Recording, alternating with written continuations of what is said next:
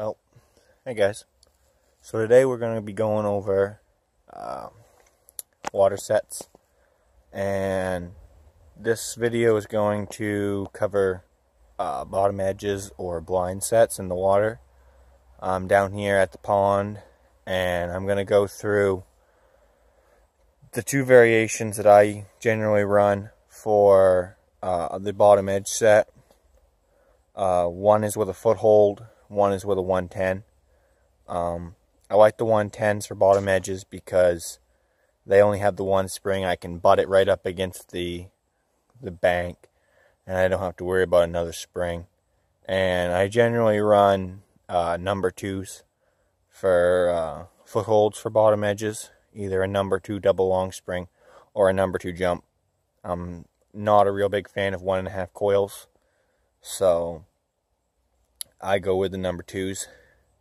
So let's get down in the water, and well, actually, first off, let's show you the traps that I'm using, and then we'll get down in the water. So we have the traps that I generally run. This is a, as pretty much everybody knows, this is just a standard 110. I believe this one's a 110 mag by Duke, and these are the stands that I run them on, that I make. And this is the foothold that I run for most of my bottom edge sets. Just a standard number 2. I like it because they have a big pan and they got a big jaw spread, a lot bigger than a 1.5. This one is on a drag. I keep a few on drags, but normally I would run those out on a drowner, but I don't feel like running a drowner out here. It's middle of August, so that would be advanced preparation, so you can't do that. But so yeah, we'll just go through and let's get in the water. So the water's a little bit lower. It's just a little bit lower than trapping season. Normally it's up to about here, and it's down there. But this is one of the sets that I normally put in down the pond. As you can see, it's just a cavern in the bank that runs around. And it runs around this root wad, or this old stump. You got the water right there. You could still, as is right now, put a foothold right about where that lily pad is, right there. You could put a foothold there and neck it down. But then you'd have to, in our state, you'd have to have the land law footholds. So 3 points of swivel, base plated, secured anchor, that kind of stuff.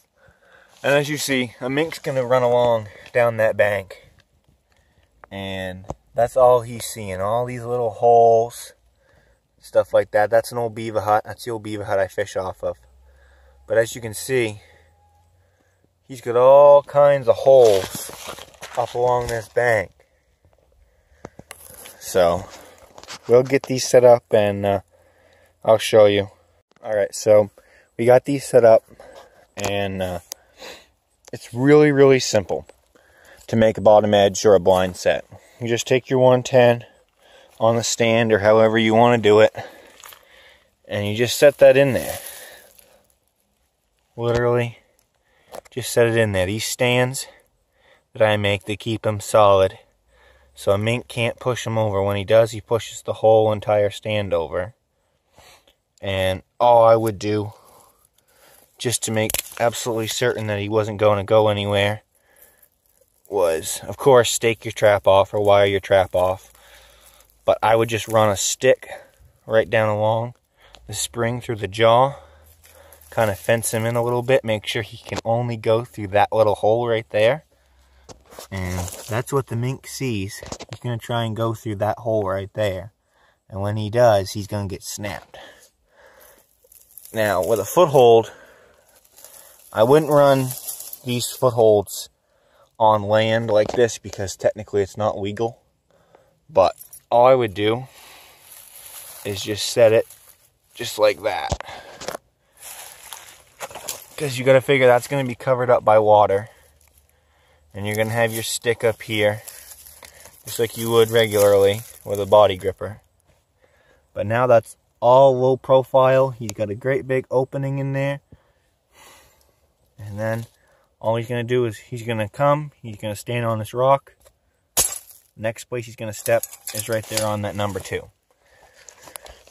Now, if you walk down the bank in here, there's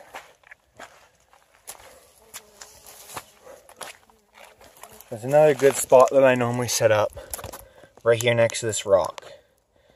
And like I said, generally the water is up to the top of this rock, and the minks swim along here, and they go in and investigate the old beaver hut up in there.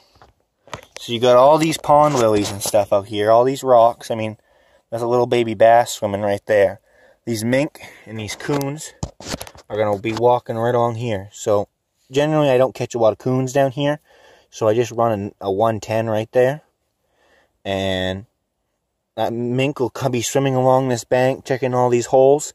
He'll swim right down through there and get caught. Well, that is the hope. Now, there's lots of frogs down here, and the mink are feeding on frogs for the most part. If you wanted to, you could get some frog lures and some bobby pins that like your wife or your girlfriend or your mother or whatever would use for their hair, and you run it through the body of the crawfish or the frog or whatever you want to use, and you put it on that pan. You slide it on that pan and you set it in a little bit of water, and they'll come looking for the fish and or the frog or whatever they're hunting, and they'll jump right down in and get caught. Or that, like I said, that's the hope. These 110s on these stands are a real good thing in my mind. I can put these things in culverts, I can put these on rocks, and they just sit there. I like these. I like this setup a lot. Yeah. But, I mean, you can't really get a whole lot more basic than that. When you start adding bait to the body grippers up here, you start getting into the legality issues of the exclusion devices. So I've switched over to a lot of blind sets. And I mean, in general, that's what I catch a lot of my fur in, is blind sets. Especially in the water. All my otters that I catch come from blind sets. A good amount of my beaver, I would say probably half of my beaver that I catch come out of blind sets. The other half come out of castor mounds with either number 5s or 330s or 280s or whatever. I don't really target a whole lot of coon. They're not worth my time up here. I mean, I'll catch a few, help out the partridge population, but besides that, there really isn't any need for us to be targeting coon up here. But we do get some pretty good mink. We do get some pretty good mink up here. But I mean, you can't get a whole lot more simple than a 110 on a bottom edge. You find the bottom edge, you set the 110, you anchor it, you go. You want to talk about speed and efficiency? That is the epitome of speed and efficiency. You're not poking all these pockets and baiting all these pockets. You're not having to worry about changing out bait in pocket sets. It gets old. Because mink don't really like old bait. They like about as fresh as you can get.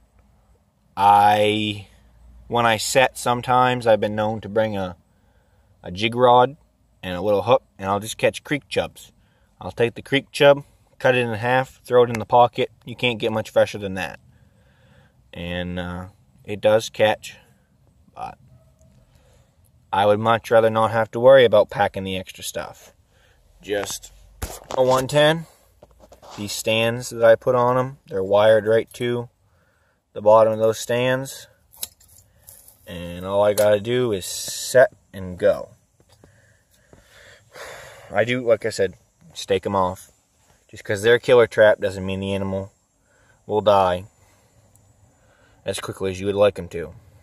Plus, you got to figure there's a lot more drag on a body gripper when the animal's dead if there's current. So always, no matter what, always anchor every trap for the biggest animal possible. If you know there's beaver in the area, still anchor this 110 for a beaver. Especially where this is a magnum. You catch him by the foot, that 110, unless it's cabled off or wired off good, it's gone. But this, I know there's probably going to be some questions as to why I like the, why I don't really like 1.5s. That'll probably come as a big shock to people. But I don't like 1.5s. I mean, I like 1.5 long springs. I like 1.5 jumps. I just don't like 1.5 coils.